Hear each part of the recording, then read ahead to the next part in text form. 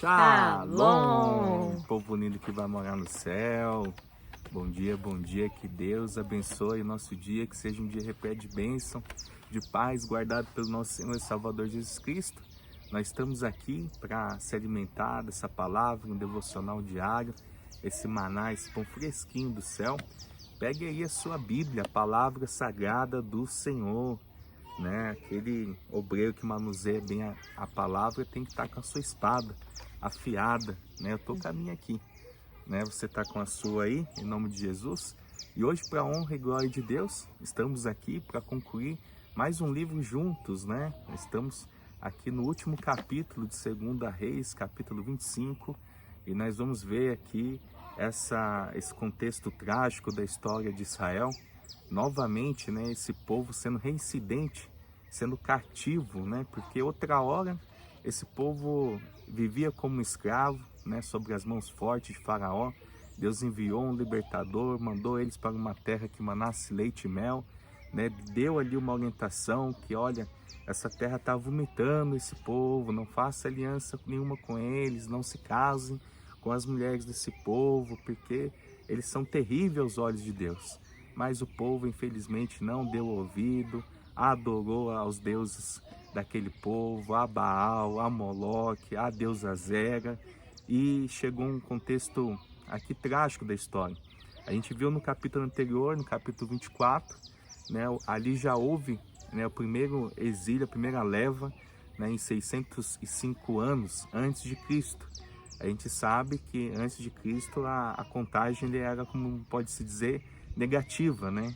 Então ela vem, né, diminuindo. Então, em 605, na primeira deportagem, né, no reinado de Joaquim, estava ali, a gente sabe, Daniel. A gente vai ver no decorrer, né, quando a gente chegar no livro de Daniel, Daniel estava naquela leva. Se passado 21 anos, aqui no reinado de Ezequias, né?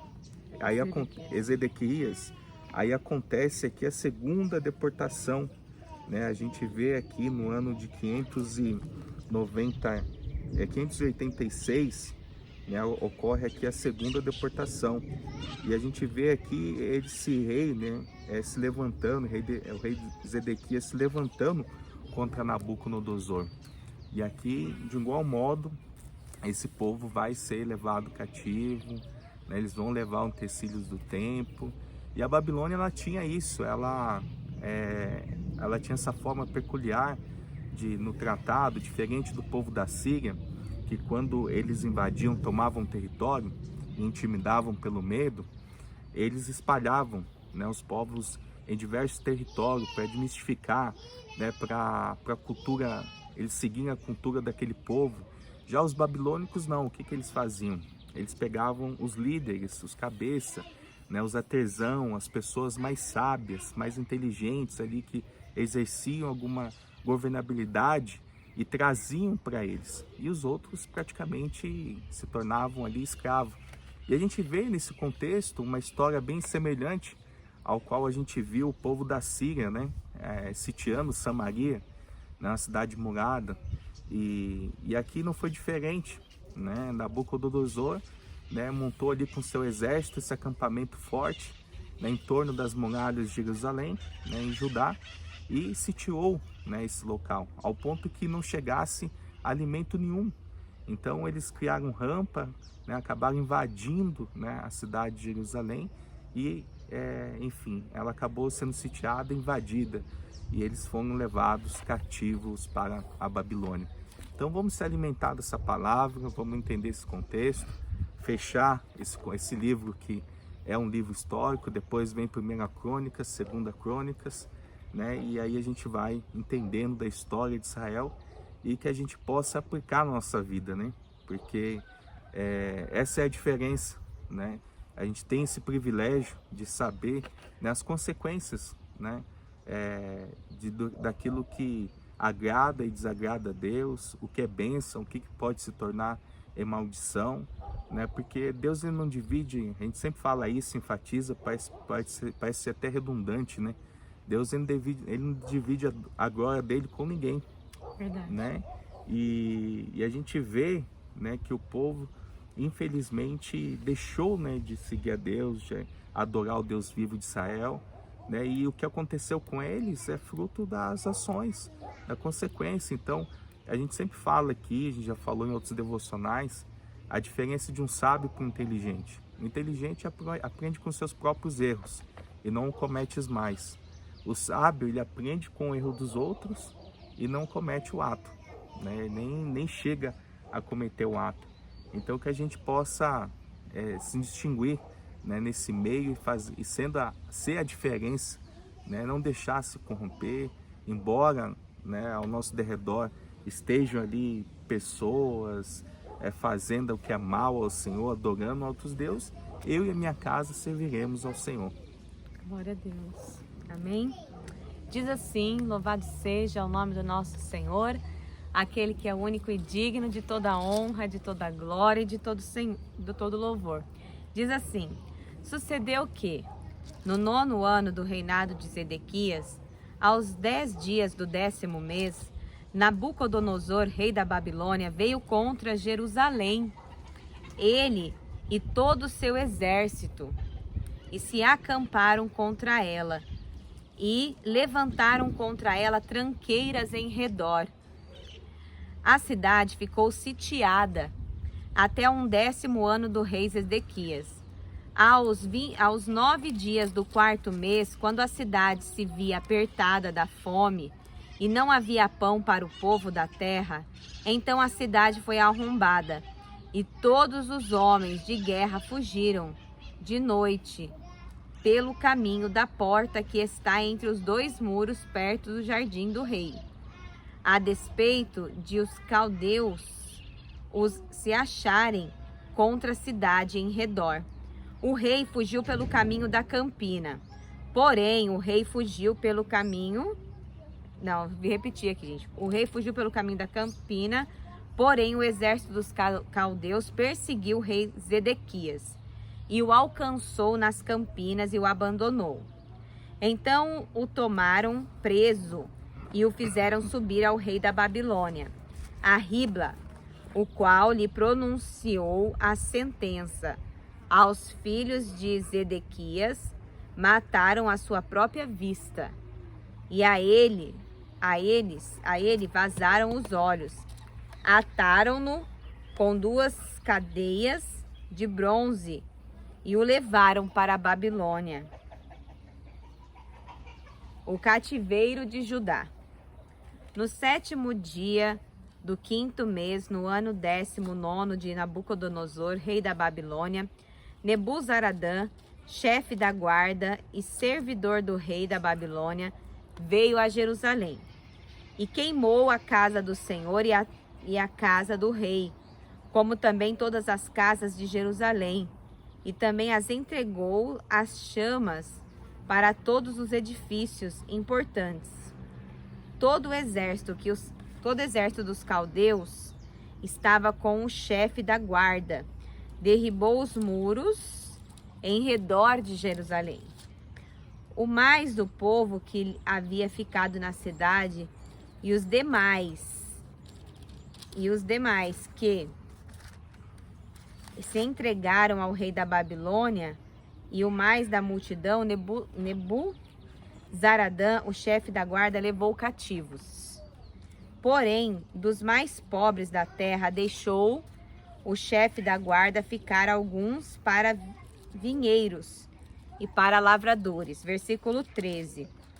Cortaram em pedaços os caldeus, colunas de bronze que estavam na casa do Senhor, como também os suportes e o mar de bronze que estavam na casa do Senhor, e levaram o bronze para a Babilônia. Levaram também as panelas, as pás, as espevitadeiras, os recipientes de incenso e todos os utensílios de bronze com que se ministrava. Tomou também o chefe da guarda braseiros, as bacias e tudo quanto fosse de ouro, de prata. Quanto às 2 colunas, ao mar e aos suportes que Salomão fizera para a casa do Senhor, o peso do bronze de todos esses utensílios era incalculável.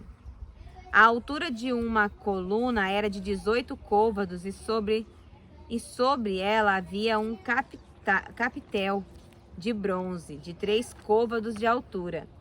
A obra de rede e as romãs sobre o capitel ao redor, tudo era de bronze. Semelhante a esta era a outra coluna com a rede. Levou também o chefe da guarda, a Seraías, sumo sacerdote, e a Sofonias, segundo o sacerdote, os 3 guardas da porta. Da cidade tomou um oficial que era comandante das tropas de guerra, 5 homens dos que eram conselheiros do rei, e se achavam na cidade, como também ao escrivão mor do exército, que alistava o povo, e 60 homens do povo do lugar, que se achavam na cidade. Tomando-os, Nebuzaradã, o chefe da guarda, levou da Babilônia a Ribla. O rei da Babilônia os feriu e os matou em Ribla, na terra de Ramate. Assim Judá foi levado cativo para fora da sua terra. Quanto ao povo que ficara na terra de Judá, Nabucodonosor, rei da Babilônia, que o deixara ficar, nomeou governador sobre ele a Gedalias, filho de Aicão, filho de Safã. Ismael mata Gedalias. Ouvindo, pois, os capitães dos exércitos, eles e os seus homens, que o rei da Babilônia nomeara governador a Gedalias, vieram ter com este em Mispa, a saber, Ismael, filho de Netanias, Joana, filho de Careá, Seraías, filho de Tanumete, o Netofatita, e Jazanias, filho do Macatita, eles e os seus homens. Gedalias jurou a eles e aos seus homens e lhe disse: nada temas da parte dos caldeus, fica aí na terra, servi o rei da Babilônia, e bem vos irá. Sucedeu, pois, que no 7º mês veio Ismael, filho de Netanias, filho de Elisama, de família real, e 10 homens com ele, e feriram Gedalias. E ele morreu, como também aos judeus e aos caldeus que estavam com ele em Mispa. Então se levantou todo o povo, tanto os pequenos como os grandes, como também os capitães das tropas, e foram para o Egito, porque temiam os caldeus. Libertado e honrado o rei Joaquim. No 37º ano do cativeiro de Joaquim, rei de Judá, no dia 27 do 12º mês, Evil-Merodach, rei da Babilônia, no ano em que começou a reinar, libertou do cárcere a Joaquim, rei de Judá. Falou com ele benignamente, lhe deu lugar de mais honra do que a dos reis que estavam com ele na Babilônia. Mudou-lhe as vestes do cárcere, e Joaquim passou a comer pão na sua presença todos os dias da sua vida, e da parte do rei lhe foi dada subsistência vitalícia, uma pensão diária durante os dias da sua vida. Glórias a Deus.